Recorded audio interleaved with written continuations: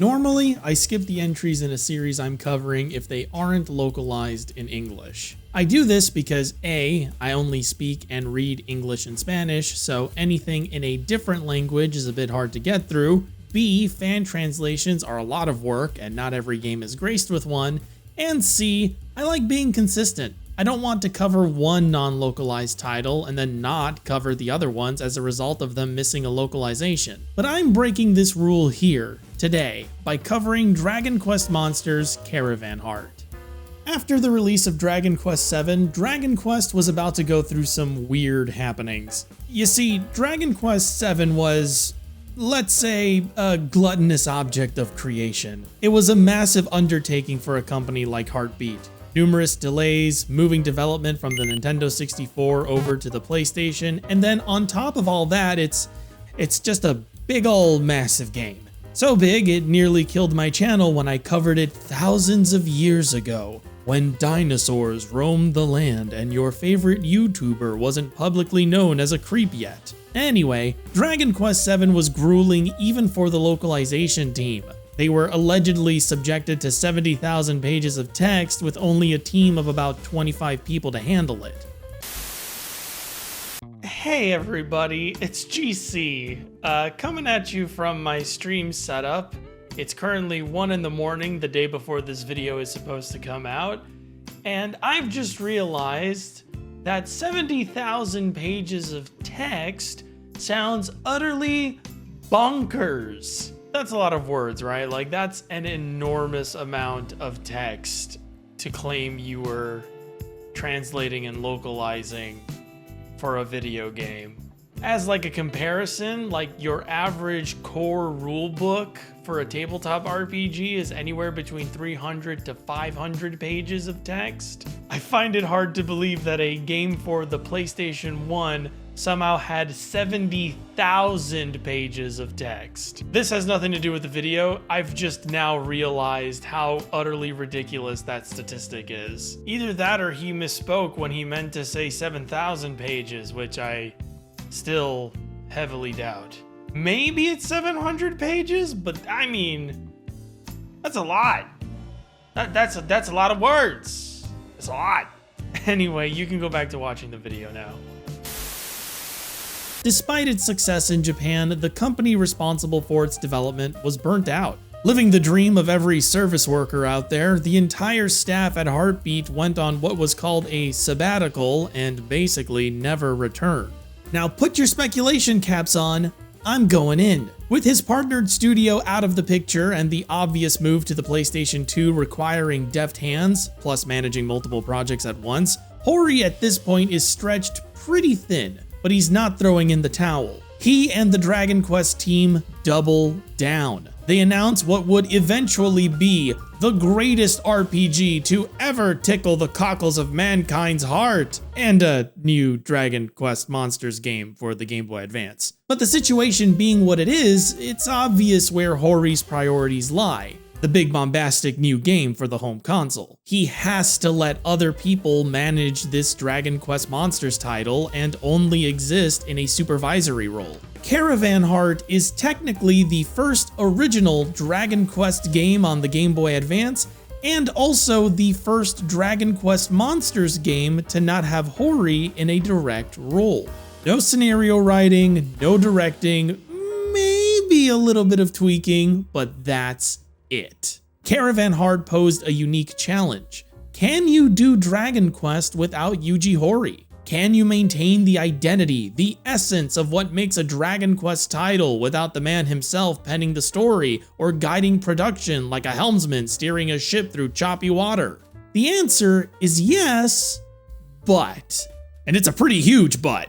So Yuji Horii was effectively out of the picture, but Caravan Heart wasn't left to the wolves. Stepping in for Horii was Fuminori Ishikawa. He assisted with writing the Super Famicom version of Dragon Quest III and Dragon Quest VI before co-writing and co-designing Dragon Quest Monsters 2 alongside Horii. Those credentials mean a lot. Ishikawa's contributions to Monsters 2 must have been impactful enough to land him the opportunity to pen a Dragon Quest scenario of his own. It's not every day the creator of Dragon Quest looks at you and says, "Oh yeah, he can take over for me. Nowadays, Ishikawa's name can be found in the scenario credits of some of your favorite Dragon Quest titles, and Dragon Guard 2 for some reason, but Caravan Heart was his moment for glory. And what do you do when you Jesus hoary Christ bestows upon you the moment of a lifetime? You shoot your shot. You write your butt off. You deliver the most ambitious, heart-wrenching, whimsical piece of storytelling you can possibly muster from your young, powerful hands. I'm totally kidding. You play it safe. Don't cross the street, it's dangerous. Get out of the sun, you'll burn up like Icarus. Like the original monsters, a younger version of a mainline Dragon Quest party member is whisked away to another world, where they are quickly made the leader of their own monster team. Little Kiefer's quest mirrors Terry's, but with some slight differences. Instead of getting his own wish granted, Kiefer's journey is all about helping his friend Lewin cure his parents' sickness. To do so, they'll have to collect the Orbs of Lotto from a group of beings known as the Illusions. And of course, they'll have the help of a crew of monsters and the friendly caravan they've assembled. You heard right, folks. Ishikawa's gambit was thus: tell a familiar tale in a nostalgic setting. Caravan Heart connects the worlds of Dragon Quest VII and Dragon Quest 1, 2, and 3 together, and relies on this connection to keep players invested in its story. It's got all the bells and whistles a predictable Dragon Quest narrative has. Sick parents, a hunt for a set number of key items, a mysterious and most assuredly evil force, and references to a previous Dragon Quest title. We shouldn't knock Ishikawa too hard. To be honest, it's a small handheld game. A simple and straightforward story about two kids doing their best to save their parents and go back home is perfectly adequate. But there's a certain flatness to Caravan Heart. Dragon Quest stories are full of whimsy and fairy tale-like wonder. Great lengths are gone to build out their worlds or establish the party members you're traveling with. Dragon Quest IV's dedicated character chapters are a great example of both. And even Dragon Quest Monsters 2 takes time to introduce each world you visit and set up key characters you'll frequently meet. Caravan Heart seems to be relying on the fact it takes place in a world you're supposed to recognize and doesn't do much with characters or setting. For example, in other Dragon Quest entries, almost every town has some sort of visual distinction, gimmick, or dialect setting it apart. Dragon Quest VII's towns are always either in some kind of new biome, have unique looking NPCs and storylines, or utilize its time traveling mechanic to have an evolving look. Dragon Quest III on the Game Boy Color has towns where everyone is asleep, or you can be made king for a day. Little things to remind you each of these places is different from the last one, beyond the tile sets or whatever limitations the team making it ran into. Caravan Heart's towns exist in pictures and menus. Instead of exploring a village or traipsing about a city, you're selecting buildings from a list, and all those interiors look more or less the same. Destinations in Caravan Heart don't add to the tapestry, they don't flesh out the general vibe of the area they're in. None of them are meaningful to the narrative or have little stories of their own, they're just pit stops for your caravan. It doesn't matter if it's a world we ought to know, if you don't give us reasons to remember these places, then we won't care we're there. The art of the vignette, short stories in Dragon Quest usually revolving around a specific place or region, is sorely missed here. When you don't do vignettes in Dragon Quest, your adventure doesn't feel like an adventure so much as a checklist. Especially when the MacGuffin hunt, searching for all those key items, is typically left for the end game in Dragon Quest, when you get to make your victory lap around the world, revisiting the towns you've changed and the people you've saved. All Caravan Heart's story is a MacGuffin hunt through a vague semblance of a world we semi-recognize. And it sucks, because there's a fascinating blend of gameplay mechanics on display. Caravan Heart takes the caravan concept to, well, heart.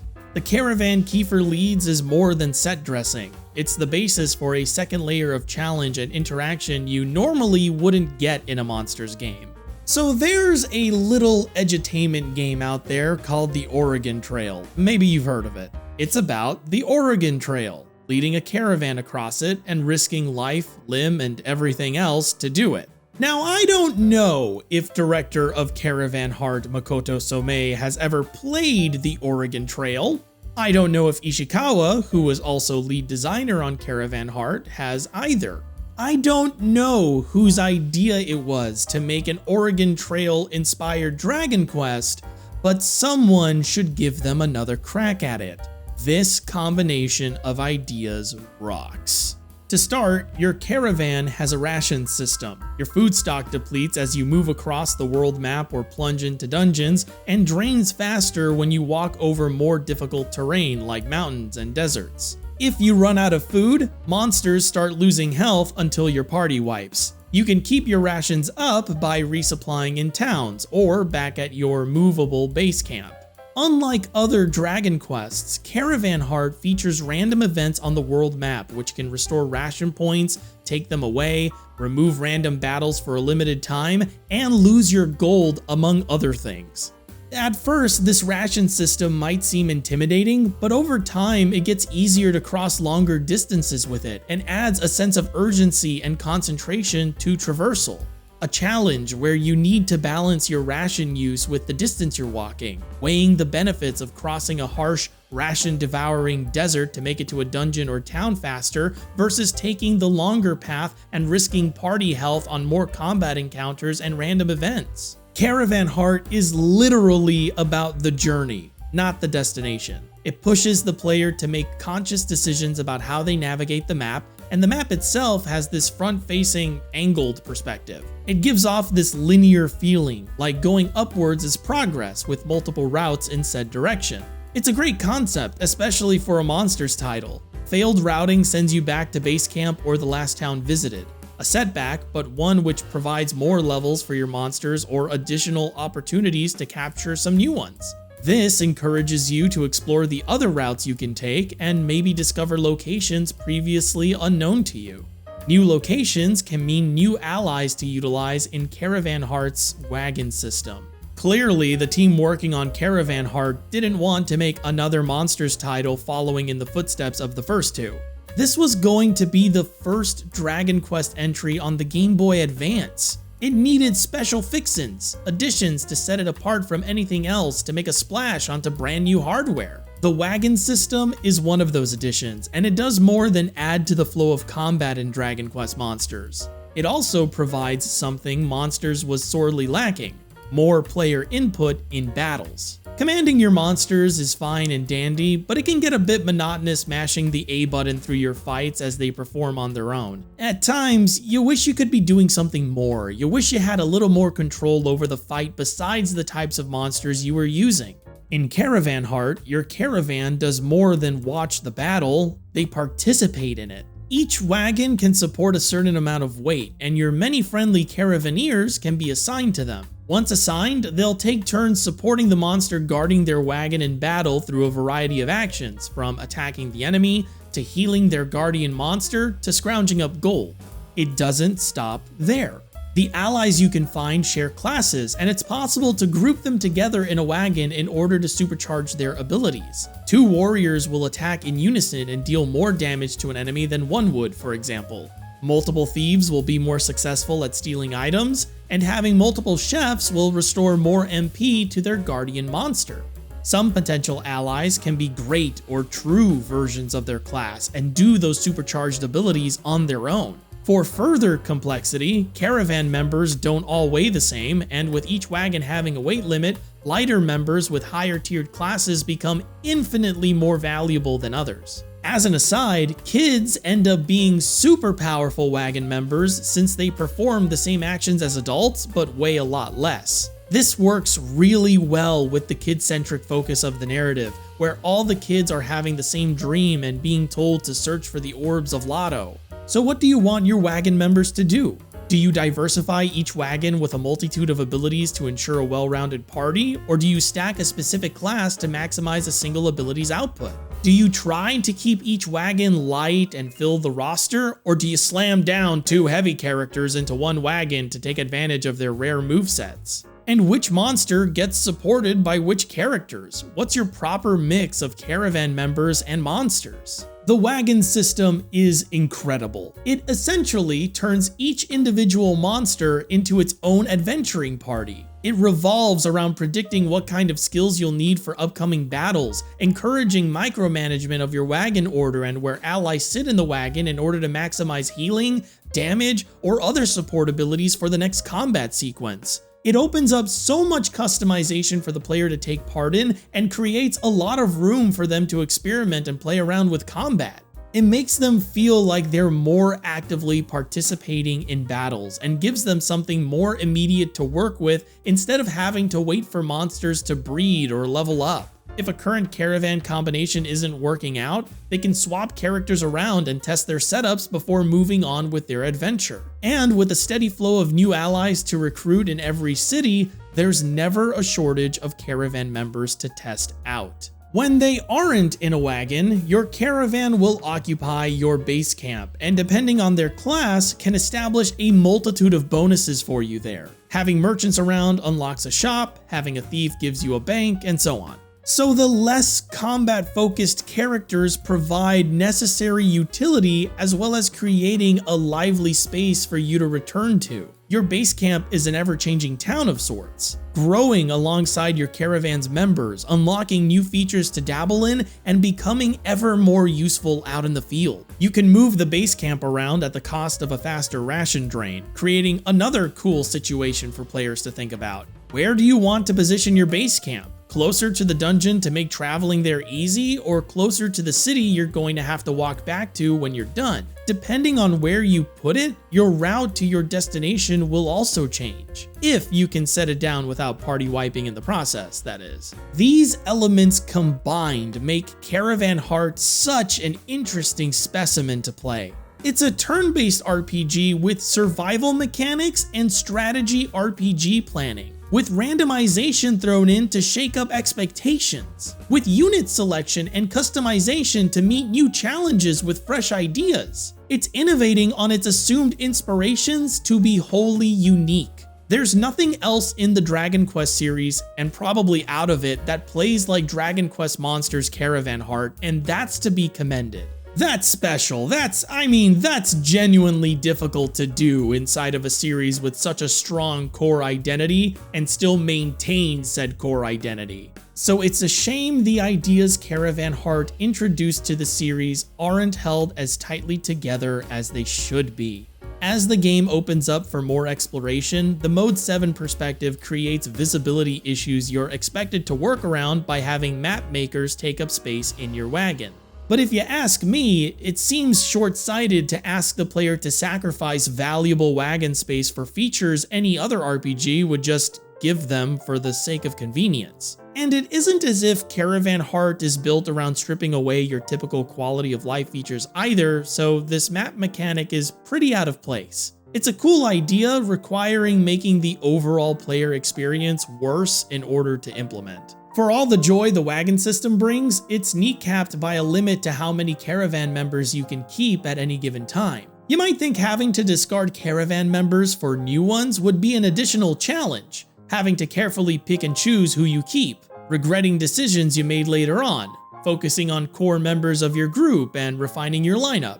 But instead, the caravan limit gets in the way of the freedom to customize your caravan in the way you want to. The wagon already limits who can participate in battles and what abilities are active when you're traveling, so this additional limitation only removes options from the player when it comes time to mix and match. It also means you can risk losing important buildings in your caravan, and having to balance between combat, support abilities, and base camp utility is a step too far. It becomes unmanageable and urges players to subscribe to a single playstyle to avoid losing too much through experimentation. But this is most likely an issue brought about by the nature of Caravan Heart's creation. I know I've brought this up a couple of times, but it's a Game Boy Advance title, and we're talking about a Dragon Quest Monsters game here. Lots of monster designs, lots of combinations to keep track of. On top of this, a whole other list of party members to remember, and a constantly changing base camp keeping track of those party members, and an additional system to let those party members participate in battle. They were asking for a lot from an itty-bitty handheld cartridge. It's why I desperately want to see what they could do with these ideas without the hardware limitations they were facing back in the day. Can you imagine these features if they could be expanded on and given some quality of life upgrades? The Monsters series would be revolutionized. A revolution is a great descriptor for Caravan Heart. It shook up the Monsters series with all these new ideas and made an effort to impress without Yuji Horii directly involved. Like we've seen so far though, it may have been a little too eager to set itself apart. It's the most important facet of Dragon Quest Monsters, the monsters part, making or breaking Caravan Heart's execution. Monster breeding is a little different in Caravan Heart. Instead of breeding two monsters together, you reform your existing monsters with the hearts of monsters you fight. Hence the heart of Caravan Heart. Capturing monsters' hearts is the same as recruiting them in previous entries, but you don't get to actually use those monsters in your party. At your disposal are the ones you unlock through the story, and reforming them with monster hearts is the only way to upgrade them into naturally stronger forms. Monsters retain about 80% of their stats when they reform, meaning reforming often is better in the long run. But skills need certain stats and levels before they can be learned, meaning there's a balance between reforming often and holding off until you gain the skills you want to learn. Reforming in Caravan Heart is basically a job system for your monsters. The monster they reform into is the new job they're using. Let's contextualize what they're going for here. Breeding in Monsters 1 and 2 took quite some time. You had to give your monsters a considerable amount of levels, so when you fused them together, the offspring had better leveling rates and skills. The longer this went on, the higher the level you needed to hit, the less often you were breeding. But breeding was also the main appeal of Monsters 1 and 2, so it makes sense for the next entry to make breeding a more common central aspect. But this change comes with some requirements. If you make breeding more important, then acquiring new monsters, the rate at which they level up, the way they learn abilities, all of this needs to change with it. Fundamentally, the fusion mechanic in Dragon Quest Monsters works in the space it does due to a bunch of factors. And the way they changed those factors in Caravan Heart to compensate for their adjustment leads to an immensely unsatisfying gameplay loop. Reforming sounds fine enough on paper, but when executed feels really underwhelming and overwhelming at the same time. A monster hitting level 10 in Caravan Heart is the equivalent of watching a geriatric man descend a flight of stairs. Leveling rates are slow. Sometimes it takes upwards of 3,000 experience for one level, and this is before hitting level 10. When enemies are only dropping roughly 50 to 100 experience points per battle, the time it takes to level up one monster to reform ready status is abysmal. Skills are tied to stat gains and level ups, so your monsters' skill lists don't grow very fast either, meaning you're stuck using the same moves over and over again often. And since you're waiting on skills to be learned at higher levels, you're not really reforming monsters as often as you'd probably like to be. Part of the appeal of a monsters game is watching monsters level up and get stronger.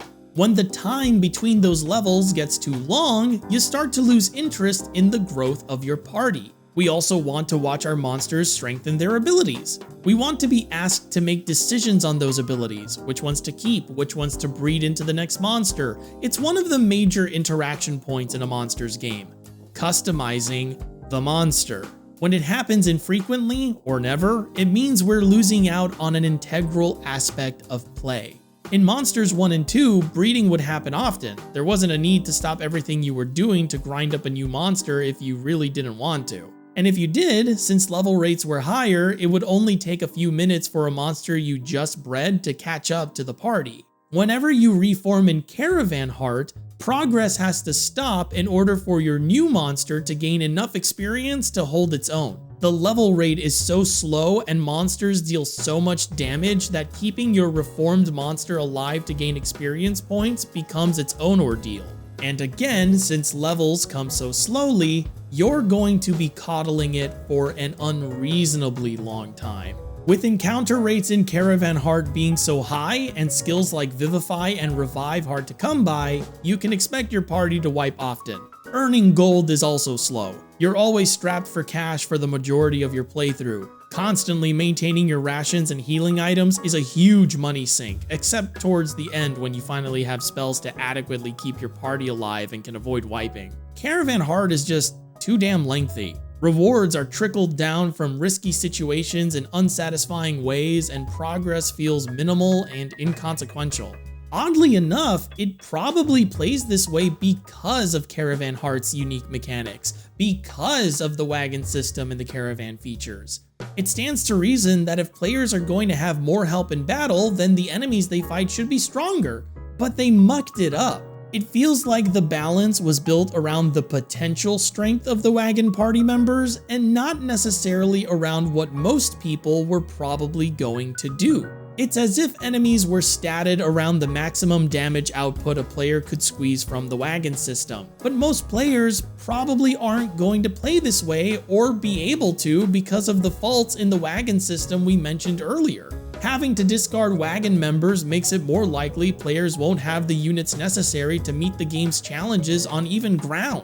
Not being able to swap units outside of base camp means players are locked into their setup on the field and in dungeons, further incentivizing them to balance their needs. So although Caravan Heart is balanced around the possibility of players running a full offense, the rest of Caravan Heart highly discourages you from having the tools available to run one.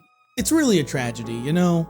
Here's this super neat concept for a Dragon Quest title with all these unique features you've never seen attempted in one. They're super interesting too. They create a challenge for world map traversal. They provide new points of interaction for the player. They even introduce a job system into how monster breeding works. All packaged inside a narrative that should be interesting, that should have merit or create a curiosity, and yet everything unique and interesting about it is at odds with the core elements which make up Dragon Quest monsters. Caravan Heart isn't having an identity crisis, it's simply having trouble with trying something new, and I wish it wasn't. You aren't going to see anything else like it for a while. After this, the Dragon Quest Monsters series pulls away from trying vastly new things and instead will incorporate tried and tested mechanics and features from other Dragon Quests. But for a brief moment in time, there was a spark of experimentation. Dragon Quest, and by extension Dragon Quest Monsters, is very traditional.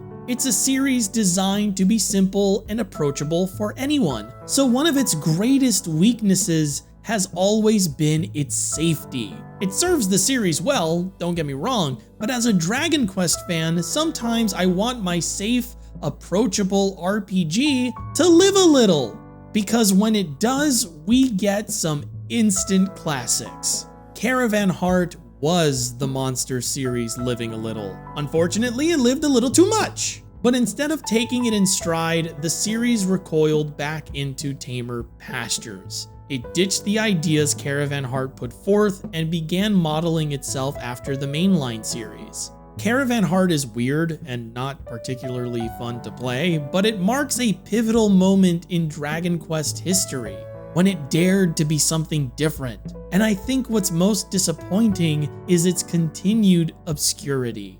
Wait, that's not right. Don't price gouge this thing, okay?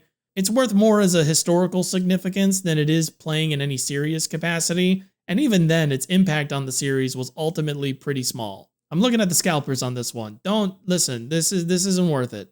I just think it's conceptually neat, despite not liking how it plays at all. Even if it's not successful in application, those concepts were interesting, and they're worth bringing back someday, giving it a second shot. Dragon Quest Monsters Caravan Heart. That's it. That's the video. I don't know how to end it. I don't know what you want from me. Go away. Goodbye. It's done now. It's over. We're finished. I'm through. The end is nigh. Roll credits. That's a wrap. We're burning daylight. Okay. All right. See you soon. Bye-bye. Talk to you later. Take care now. Catch you on the flip side. Peace out. So long.